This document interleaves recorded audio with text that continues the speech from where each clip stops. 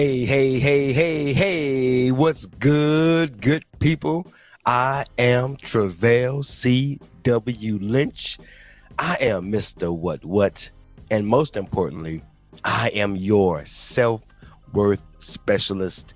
Welcome once again into, and you know where you are, the I Am the Possible podcast experience, the place where possibilities become perspective. Guys, I am so excited once again to be rocking with you. Guys, you know how we do it around here. Before we get into anything else, we got to pause for the cause. And you are it. You are my cause. You are my reason. Guys, before I get into anything that I want to share this week, I want to say thank you. I want to sincerely thank you from the bottom of my heart for all of your support, every email, every comment on a post, every comment on a YouTube video. For those of you who know me personally, for every text message, for every word of encouragement, for every question, for every answer to a survey, just thank you. Thank you so much for every subscription. Thank you for every download. Thank you for every time that you show up and you rock with me. Guys, you know that the greatest present that anyone could ever give me is simply their presence. That's right. And that's the greatest thing that I could possibly give you.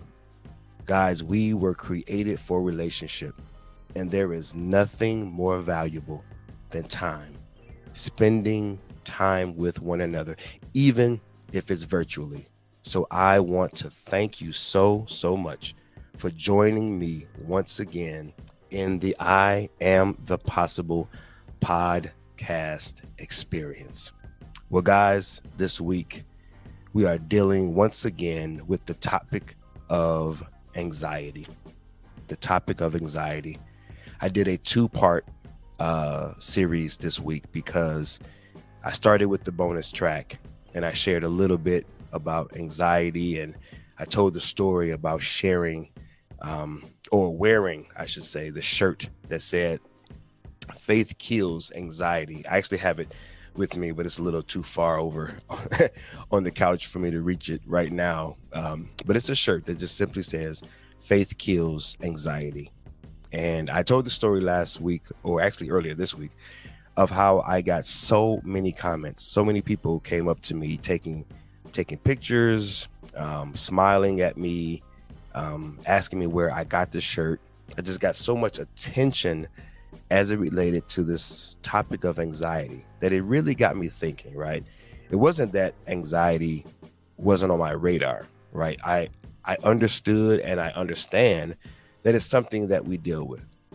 But that was, for me, a wake-up call to say this is something that is worth spending some time on, worth encouraging people around, worth giving my perspective on anxiety, and maybe discovering some things that maybe we didn't know about it, right? So I just wanted to share a few more things in this full experience with you as it concerns anxiety. Some of the things I wanted to share this week or in this episode kind of piggyback off of the things that I shared in the bonus track, but I take it a little deeper. And I want to unpack and just kind of dive into it a little deeper and maybe help you to understand a little bit more about it, because I came across this idea and I forgot who shared it, but they said, when you know how something works, right? When you know how something works, then you can take more control of it, right? And I'm kind of butchering that, but in essence, that's what it said. It says, when you understand how something works, then you can take better control of it.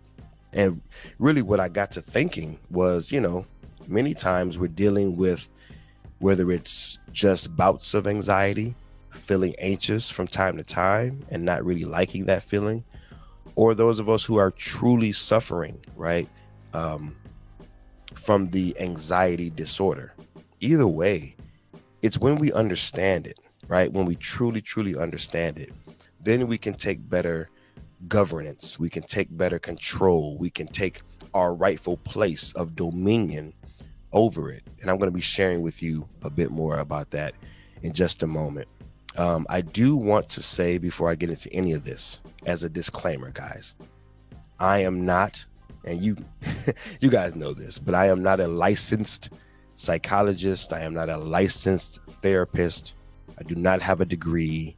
So if those disqualify me from speaking on mental health and speaking on this topic, then please feel free. If you're watching on the YouTube, please feel free to cut me off. If you're listening, please feel free to, I don't know, hit the pause button or whatever you do on the iPhones or whatever listening device you have. Please feel free to stop listening right now, okay? Because I don't have any of those letters behind my name and I don't have any of those credentials. My credentials, as we like to say back in the day, it's called street cred, okay? It's my own personal experiences, my own personal struggles, my own personal victories, and, you know, just some things that God has revealed to me and downloaded in my time of research and study, okay? So if you're okay with that, then let's get into this, all right? Guys, I first want to let you guys know how much I empathize with those of you who may be suffering from anxiety, man. The more research I did on this topic, man, it's rough. It's rough. Yeah, you know what? I won't let the cats out the bag. I'll just go with the slides and I'll just go and break that down when we get to it. Often I jump the gun and I start, you know, kind of jumping ahead, but I want to stay in the pocket today because I want you to know how much I love you, how much I empathize, how much I take this matter seriously, or how serious I take this matter, I should say. So yeah, let's get into it, guys. This week, the Anxiety Antidote Part 2. Didn't get fancy with the name. It's just going to be a part 2, guys. A continuation of what we started last week. And see, I keep saying last week. It was just a few days ago. Okay, what I began in the bonus track. All right. So first and foremost, right, this idea, if you understand how something works, if you understand what something is, the more control you can have of it, right? And that really gets me to thinking about, you know, my passion to teach people how to discover themselves, right? Self-discovery. Because the more you know about you, the better control, the better discipline, right, you can have over yourself, right? But I won't go down that path. I won't chase that rabbit. But staying with anxiety, the first thing that we must understand is it is an emotion. Anxiety is an emotion. Now, it's funny because when I was doing my research on this, you know how you go back and forth between emotion and feeling, right? Even in the bonus track, I told you guys that anxiety is a feeling. Well, it's kind of weird, right? It's anxiety, depending on the context that you speak of it, it's an emotion. And then, you know, if you use it in different terms, right? Anxious, I feel anxious, right? Or I'm experiencing anxiety, right? I don't want you to get too obsessed, right, with the differences, but in general, it's an emotion, okay? And if it's an emotion, then it can be controlled, it can be tapered, it can be tamed, okay? It can be it can be better controlled. Let's just stick with that, okay? So an emotion characterized by feelings of tension, worried thoughts, and physical changes. Fear, and it's a big one, fear or nervousness about what might happen. Okay, on Wednesday, I gave you guys a different definition. This one here breaks it out to really hone in on it's a fear, right? And fear usually grips us before anything ever happens. And that's very important for us to understand. This is a future tense. emotion. It's concerning the future. It's concerning what might happen, right? The probability of something happening. It hasn't actually occurred yet. Nothing's actually happened to you yet, but you're already feeling the nervousness. You're already feeling the fear, right? Because you are, and again, because I know what I'm going to share, right? I just jumped the gun, but let's not jump the gun. I'm really working on pulling it back in. All right. But it is an anticipation of that which might happen. Okay. The next thing that I want to share with you is the fact that, you know, we are, for those of you who believe in God and believe in Jesus, and even if you don't believe in Jesus, if you just believe in the concept of creation, that you are a creation of God, right? You came from a loving, caring God. Okay. My faith says, as a Christian, my faith says that there is a God through who, that through the reading of the Bible, I get to understand his heart, his mind, his will for my life. And here in Philippians 4, okay, I can only tell my story. But when I read this, it tells me that anxiety is not something God wants me to experience. Look at this here, Philippians 4:6, very famous passage. Do not be anxious. Do not be. I underscore that. He's saying, don't be anxious. Don't be fearful. Don't have a fearful, nervous outlook about your future, right? So don't be anxious about anything, right? But in everything, that means everything you do. What do? You go about it in prayer. You involve God. And prayer and pleading with thanksgiving, let your request be what? Made known to God. I'm going to be sharing with you something that you can do, something very practical that you can do at the end here, that's going to help you to really tame this, anxiety that you may be experiencing.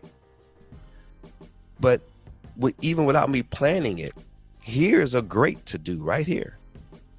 How often do you really take your anxiety to God and say, Lord, I believe, according to your word, that, you don't want me to have this. This isn't something that you want in my life. And because you don't want it and you didn't design me to carry it, well, I don't want it.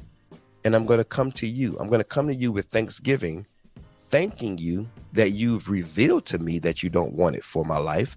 Thanking you that you say, make my request known to you, meaning that tells me, right, that God, you care about me. God, you care about my anxiety. You care about this nervousness that I'm feeling. You care about this unease that I'm feeling.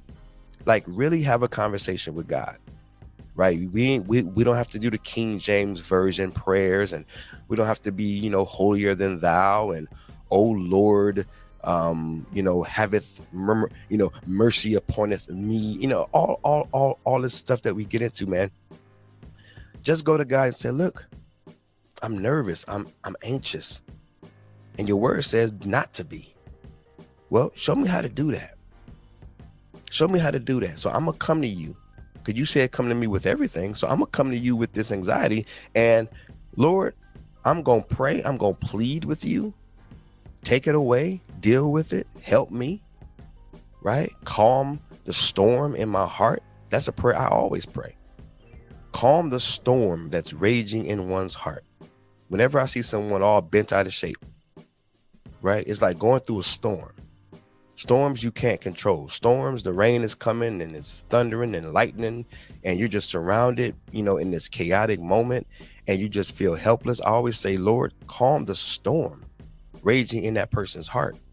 Well, you can come to God and do the same thing. Lord, I need for you to calm this storm. I need for you to, reveal to me, right, what I may be doing to cause this. Reveal to me what you want me to do to prevent this. Like some real practical stuff. And that's a solution in and of itself. That's a great start in and of itself, guys. But I labeled this slide, if you're watching on the tube, and you should be watching on the tube, attack on anxiety. You got to think about this. Anxiety attacks you. Sometimes people get panic attacks or anxiety attacks, anxious attacks. I don't know what they call it, right? Well, if it's going to attack you, maybe you should attack back. And the way that we attack back is through prayer, right? I was reminded earlier this week, guys, dealing with some family matters that, we don't wrestle against flesh and blood. The Bible tells us we don't wrestle against people. We don't wrestle against those things. We wrestle against things that are unseen, right? Spiritual forces of wickedness, man, in places that we can't even dream about. We can't even imagine. Thank God for the angels, man. The unseen warriors and messengers that have been assigned to us. But here's my point. Attack back. Fight back. Don't just let it be. Don't just say, this is my lot in life. Don't just say, well, this is how it goes for me. Don't learn to cope with it or learn to tolerate it. That's where I was going with it. Don't learn to tolerate something that God doesn't want for your life. He doesn't want you feeling uneasy and always fretful and fearful. In fact, what does that say about him? Do you trust him? Do you believe that he's going to protect you? Do you believe that he's really rocking with you like that? Right? So start with prayer, man. Start with that right there. All right? Okay. On to the next thing. Again, guys, just like last week, we talked about this. The emotion of anxiety, it is being fueled by something. And, everyone has their own take on pretty much anything, right? If you're dealing with anything, you can probably find 100 to 1,000, possibly even more opinions, angles people might take to help solve it, different remedies, different techniques, different practices. So I'm giving my prescription. I'm giving you my perspective on it. I'm giving you what's worked for me, because I was one that used to be anxious. I'm one, maybe I didn't have an anxiety disorder, but I know what it means to be in panic mode. I know what it means to be looking around the corner. I know what it means to be watching my back. I know what it means to be on the edge. I know what it means to be worried about what's about to happen. I know what it means to have the rapid heartbeat, knocking of the knees, sweaty palms, dry throat. You feel me? Nervousness. I know what it means, man. I used to live in a war zone. I used to live in a environment that had me on the edge, and the lifestyle that I was living, the things that I was doing, and the people that I was hanging around, and the stuff that we were doing, it had me on edge. So I know that the anxiety that I'm now teaching about, it has a source. It's being fueled by something. A fire doesn't just show up. Wherever you see a fire, right, there is a source to that fire. You know how they say, where there's smoke, there's fire, right? The smoke didn't just show up. No, the fire caused the smoke. Well, a fire doesn't just show up. If you study anything about firefighting or, again, just firefighting education or kind of getting into the academy, there's this saying where when they are searching for a fire, we're not searching for the fire, but when they're searching for the source of a fire, they can trace it back to a starting point, right? Let's say a building, right, burns down. They can actually go back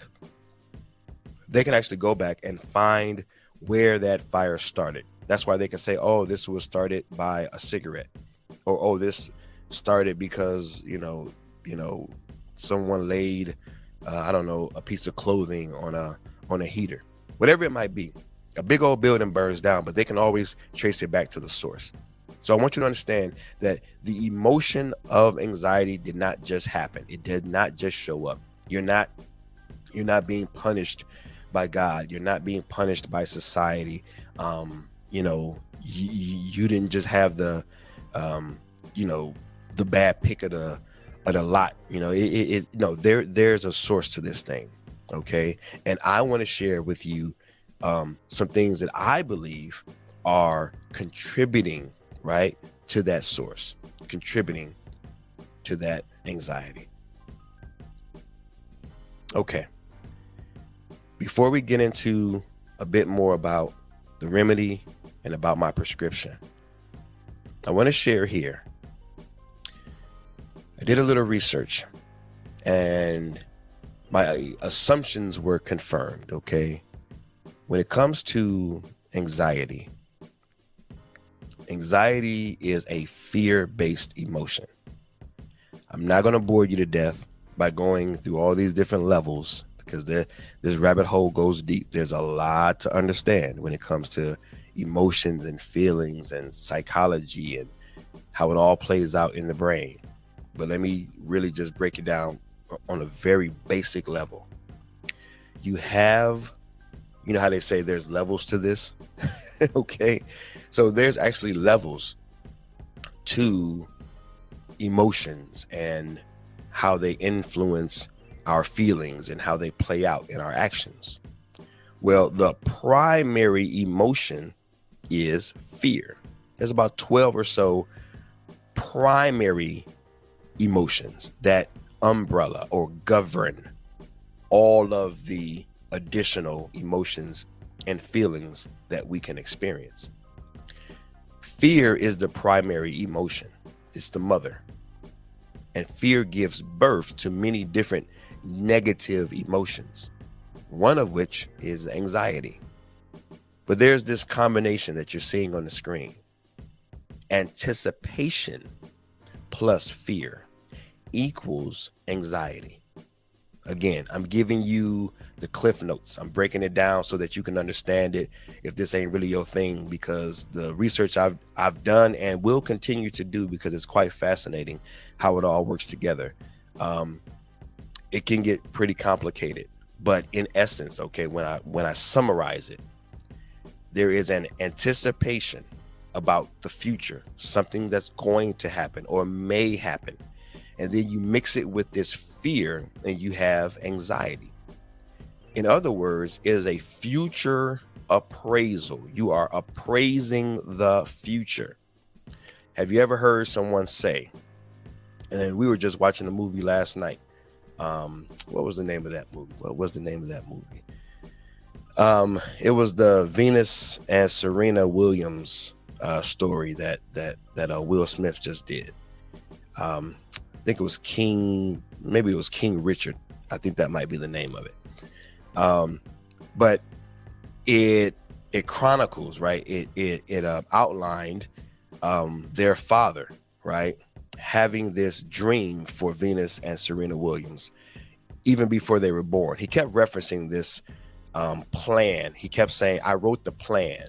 And when he was trying to get them a trainer and trying to get them into the tennis leagues in California, he kept referencing, I wrote their plan before they were born. I wrote a plan. I wrote the plan. And there was a lot of drama and trauma because he was so stuck to a plan. Now, it all worked out.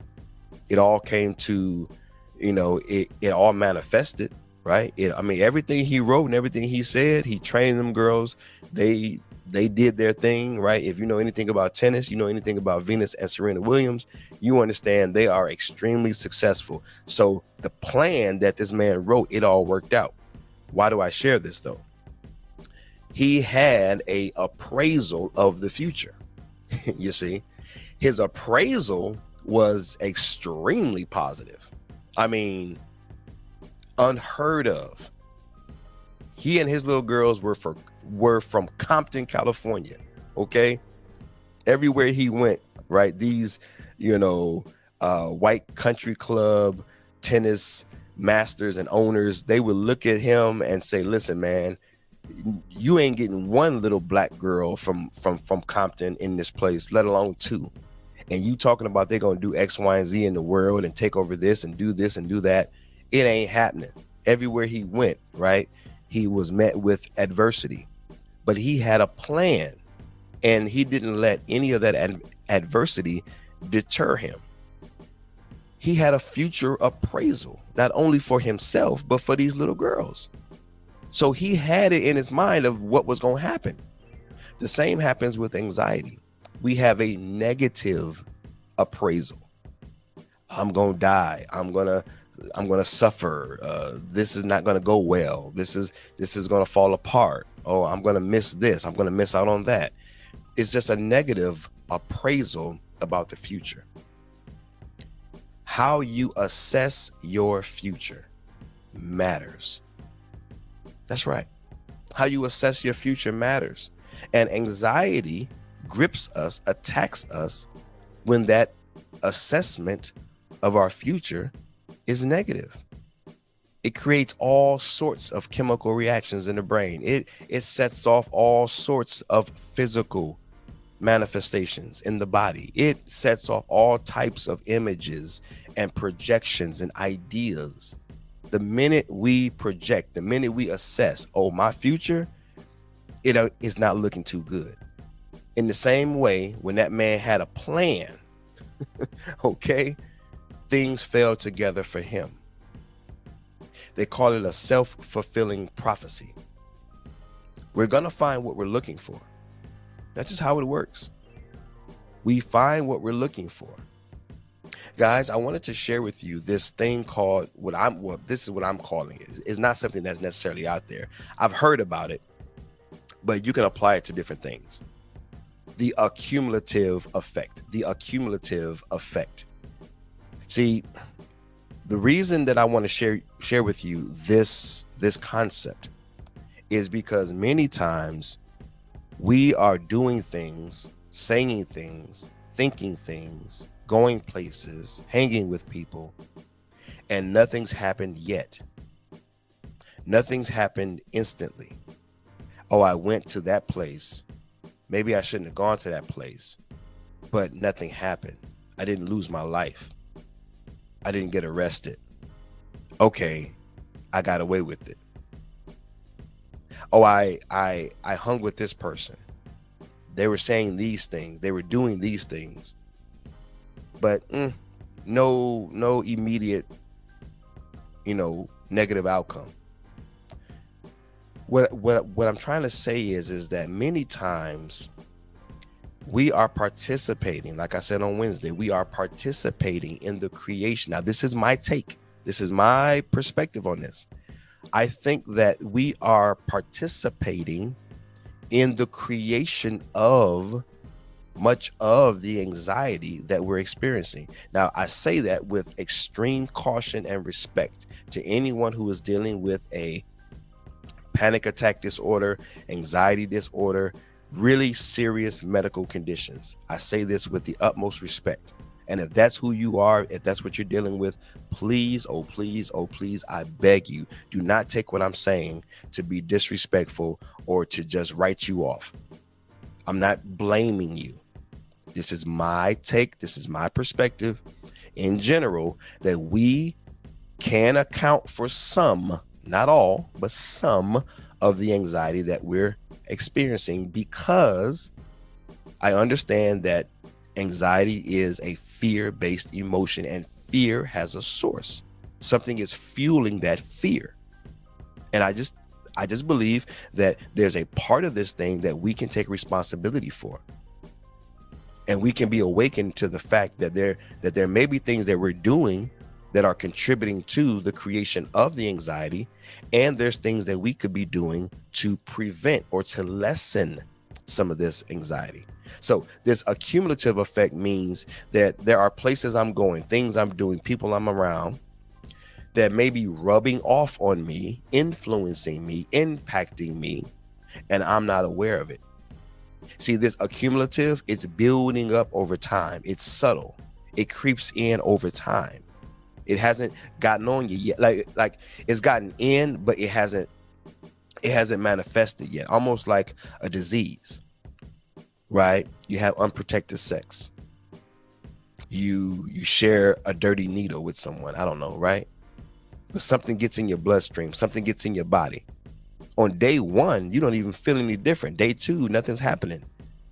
But then 3 months from now, you have a stomach pain or something, or, you pass out somewhere and they rush you to the hospital. And once they do the MRIs or they do the CAT scans or the ultrasound, like whatever they do, they then discover, oh, you've got this. Oh, you've got this cancer, or you've got this growth, or oh, you have this rare blood condition. You didn't feel anything when it was first happening, when you first made contact with it.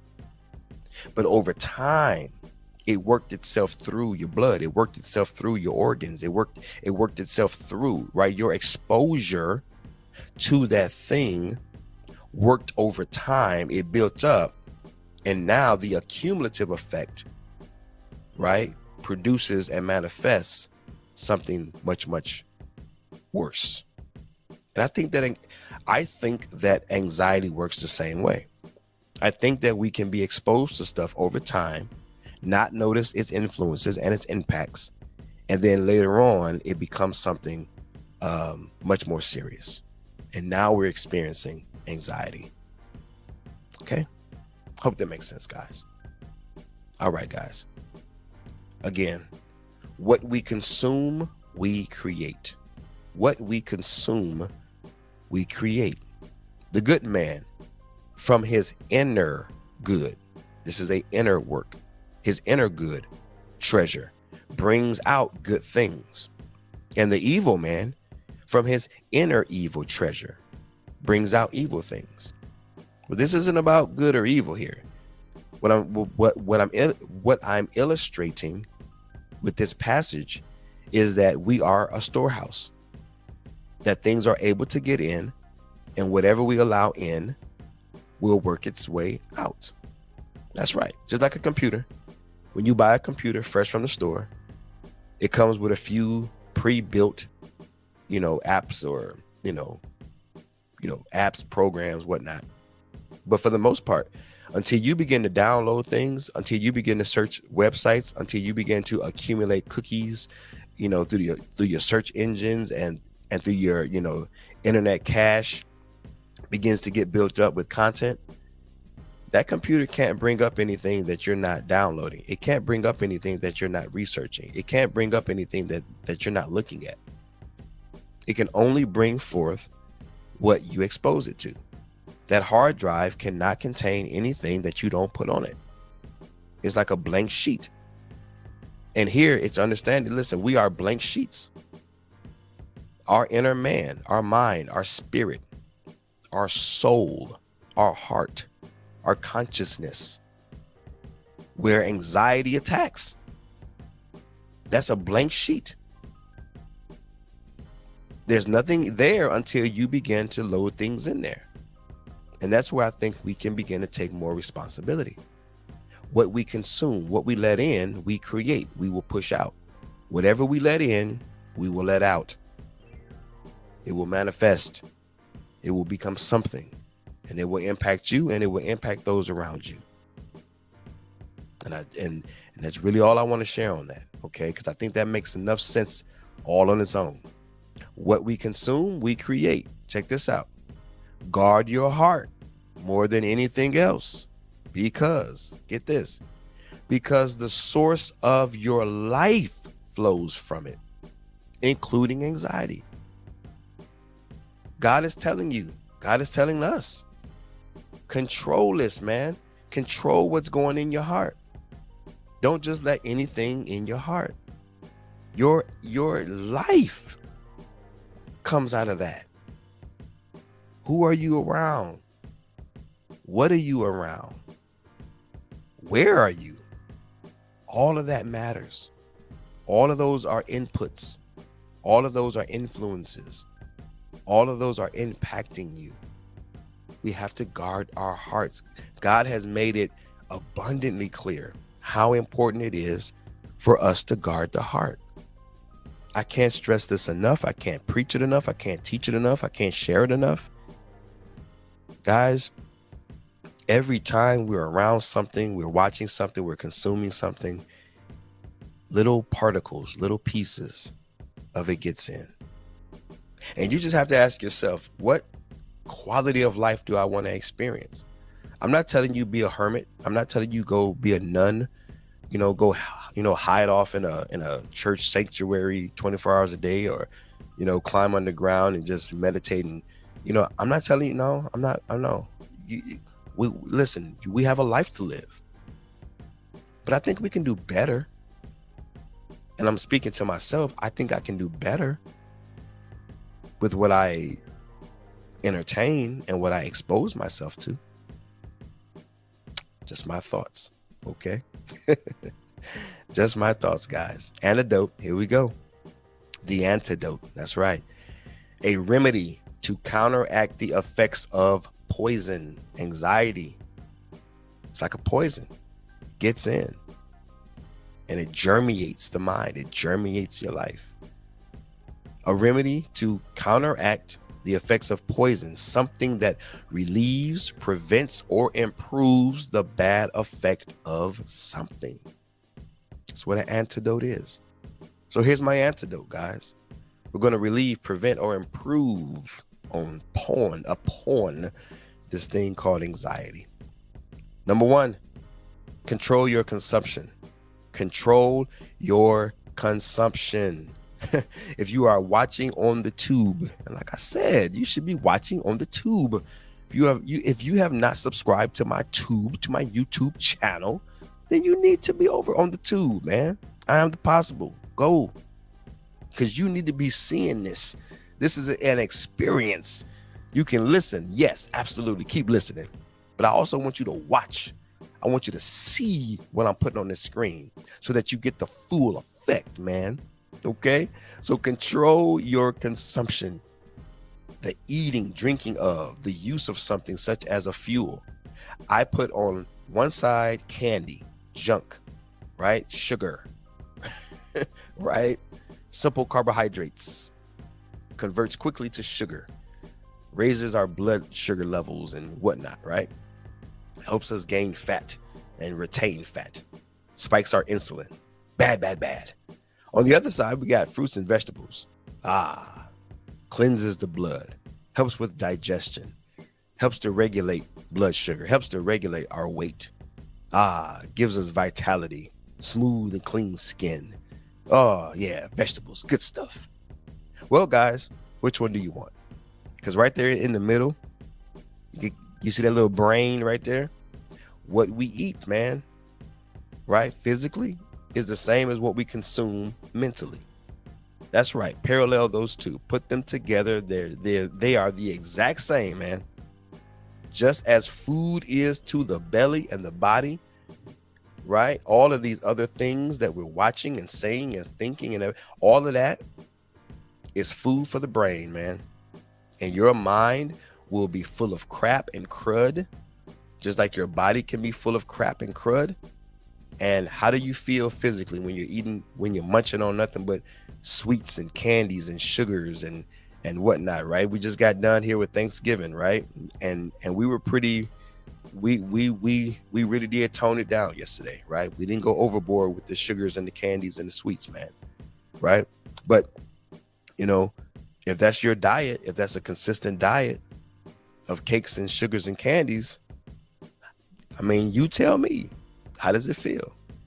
Are you tired, lethargic, sluggish? You getting headaches? Are you moody? Right? Are you anxious? Right? Do you have these spikes and then crash and burns? Right?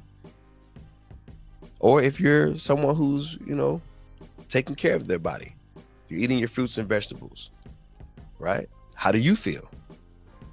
Full of strength, energy, vitality, right? See the difference? It works the same with the brain. That's right. It works the same with the brain. That's the antidote. That's my prescription. That's my part. That's what I believe that, that's how we play a part in this, by controlling what we consume on a mental level. How do we do that? Glad you asked. Here we go. Tame your triggers. All right, bam. Well, you know what? You could train your triggers. That's another one, right? But tame your triggers. when you are, when you are experiencing anxiety, guys, excuse me, when you are experiencing anxiety, you're dealing with stress, right? Life events, trauma, drama. When you're dealing with anxiety, you're dealing with negative outcomes, negative results. You're dealing with things that are happening around you, around maybe your family members. When you're dealing with stressful situations and negative life events and things that cause trauma in your life, usually those are things that once you understand, okay, this is happening,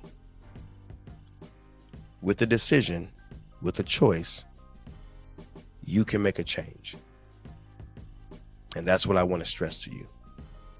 You can make a change. If you are always in a stressful situation, let's just say, and I'm not giving anyone the license to quit their jobs or to walk off the job. That's not what I'm saying. I'm just giving an example, right? And it's not that you would listen to me anyway. I'm just saying you never know where people are. And some people play the game of, oh, that's a sign, yo, he said it. That must be a sign. No, I'm just giving an example, right? But let's say, you are pulling your hair out on your job, stressful job, right? Well, you can change that, can't you?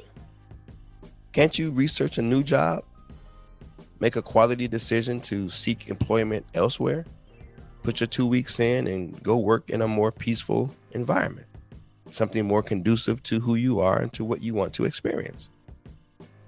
The same is true with all of these, guys. Taming your triggers. Take into account your people, your places, and your practices. Who are the people that you're hanging around the most? Take you a 30-day calendar. We're coming up at the end of November. Go buy you a 99-cent calendar, or you can bring it up on your phone, however you choose. But you need to be able to make notes. And I want you to track back the last month and recall day by day, who did I spend time with on this day? Who did I spend time with on this day? Who did I spend time with on this day? And do that for every day of the month. Now go back and start over. And on those same blocks, right? Those same little squares on the calendar. Where did I go? On this day, where did I go? On this day, where did I go? On this day, where did I go? On this day, where did I go? See, you're doing an assessment.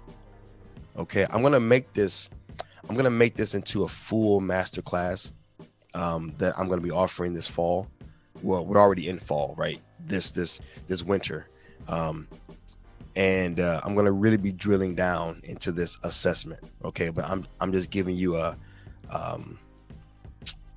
summarized version of it. Okay, but you go through each day of the month, right? The people, who am I hanging with? Who am I making contact with? Places that I've gone, and then practices. What am I doing? Literally, what am I doing? Kind of in general, right? Good, bad, or indifferent. Just kind of what am I doing? All right. Now, when you do that, that's going to help you to see the people that I hang around with most, right? You'll start seeing a pattern. Who do I talk with? That matters. So you don't have to just physically be with them. If you text message with them, you make phone calls with them, FaceTime with them, email with them, but you're making like who are you communicating with, even if it's not in person? Okay. Are these people healthy? Are they positive? Are they optimistic? Are they of faith, or are they negative? Are they cynical? Are they critical? Are they a killjoy? Are they bringing me down? Be real with yourself. I'm not telling you to cut off relationships. I'm not telling you to tell people, get lost. What I'm telling you is assess who you hanging with. Now, where are you going? Your places, right? Are you going in the hood? Are you going into strip clubs? Are you going into I don't know, I'm just kind of like bringing up stuff, right? Stuff that I've done. Okay, let me just be 100, right? Stuff that I've done, right? That may not be the most positive areas in life, right? But are you going into places that are filled with stressful or negative or places that just kind of conjure up bad intention, bad emotions, right? Or are you going to places like to the gym, right? Like where I'm going to go after recording this, right? Are you going to go to the gym? Have you been going to the gym? Have you been going on walks outside? Have you been, taking walks at the park? Have you been going to the mall because you love shopping? I don't know, right? But are those places bringing you happiness, joy, fulfillment, satisfaction? Or are those places bringing you down? And then lastly, your practices. What are you doing with your time? What are you doing? A few that just jumps to mind for me is, do you spend time each day reading? Do you spend time each day educating yourself? Do you spend time each day reading your Bible, being inspired by the Word of God and your relationship with God? Are you spending time meditating each day? Are you spending time planning out your future, like my man Richard Williams, right? That brother said, I had a plan. I got a plan for these girls. Well, guys, gals, do you have a plan for your life? Are you spending time writing out your plan? What's your 5-year plan? What's your 10-year plan? What's your 15-year plan? What do you believe you're going to do with your life? I just think, and that just hit me, I think that if you have a plan and you're working towards something, you have less time to be anxious. I think that, how they say the idle mind is the devil's playground. Sometimes we not working on nothing. Sometimes we just waking up, whatever, just hanging out in life, doing the same old whatever, and giving our minds a gang of time to just be filled with all types of foolishness. I'm just saying, right? But what are you doing each day? Or, those were some positive things. Or are you arguing with your girlfriend? You arguing with your boyfriend? Are you looking on Instagram every day, hating on people? I don't know. Are you trolling? You know what I'm saying? Are you, I don't know, just, are you doing something each day that, if you really paused and took account for it, that's not putting you in a positive state. You're not feeling good about what you're doing, but you're just tied up in it. If you really assess that for a month and you can start to see those patterns, but you're experiencing anxiety and panic and fear and worry about the future, maybe if some of those patterns are negative places, negative people, negative practices, maybe if you began to systematically eliminate some of that, turn some of that around, maybe not hang so much with those same people, maybe not go so much to those same places, maybe not participate so much in those practices, and then reevaluate your level of anxiety after 30 days of not messing with them folks, not going to them places, not doing those things. I don't know. I know my life turned around when I eliminated things and people and places that pulled me down. I know I'm a lot more calm, a lot more satisfied, a lot more serene, a lot more happy, a lot more joyful. I have a faster bounce back. That don't mean I'm perfect, and that don't mean that life don't hit me upside my head like it hits everyone else. What that means is I'm not walking around anxious. I'm not walking around fearful about my future, because I am going to God, and I am saying, you're the God of my future. You're the God of my present. You're the God of my future. My life is in your hands, and whatever you will for my life to be and to do, go and have your way with it, and I ain't gonna worry about it. I'm gonna go back to sleep. Right? Shout out to the disciples in the boat, right? Remember that story, right? They're in the boat with Jesus and the storm comes. He's like, man, why y'all waking me up, man? Why y'all bothering me? spoke to the storm, boom, right? So it's like, yo, Jesus, God, you got this, man. I'm going to go on back to sleep. Hope that makes sense, guys. Hope that makes sense. All right, guys, that's it, man. That's it. That's what I wanted to share. I wanted to get some of those things off my heart, off my chest. Yeah, and I hope that they help. I hope it makes sense, right? And I hope that you found value. Hope that it shined some light in some dark places. Hope it sparked some imagination. I hope it opened some things up for you, clarified some things for you, gave you something to think about, gave you something to chew on, right? That's what I hope. All right, guys, your support, it is significant. info@iamthepossible.com. Any questions about today's episode, anything that's unclear, hit me up, let me know. YouTube channel, come on, you know what to do. Subscribe. I Am The Possible. YouTube, get on the tube.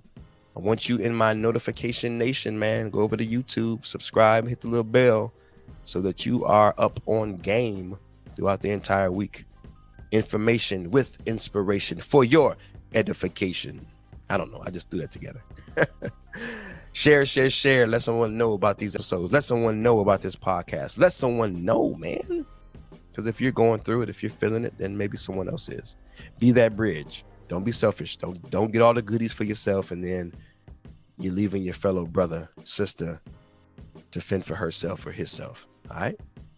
And then lastly, guys, Apple Podcasts, please leave me a review. Please subscribe, download, hook a brother up. Want to continue to spread this word and to grow this platform. And I would greatly appreciate your help in doing so. All right, guys, that is it. Once again, we lounging on the kids out, we doing our thing. We hanging, you know what I'm saying? Just having a conversation.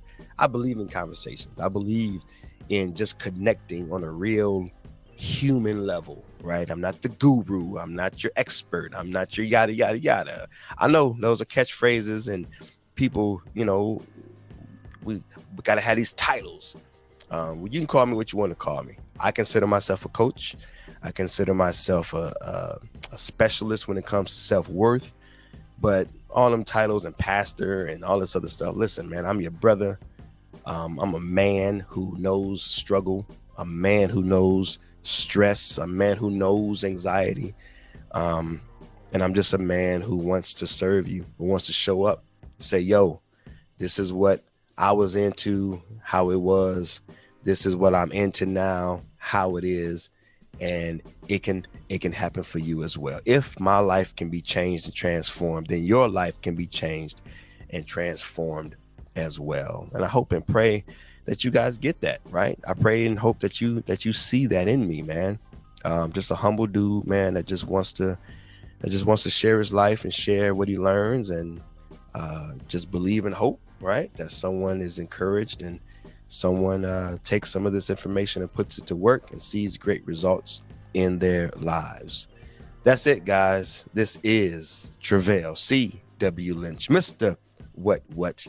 I am your self-worth specialist, and you know where you are. Yes, this is the I Am the Possible podcast experience. Yes, the place where possibilities become perspective. Until next time, peace.